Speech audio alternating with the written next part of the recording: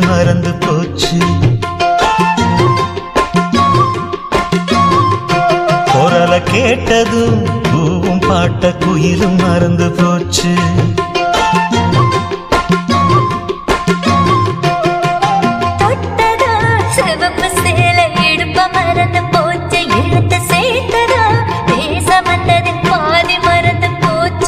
சுந்தரி உன்னையும் என்னையும் பிரிச்ச காலம் போச்சு.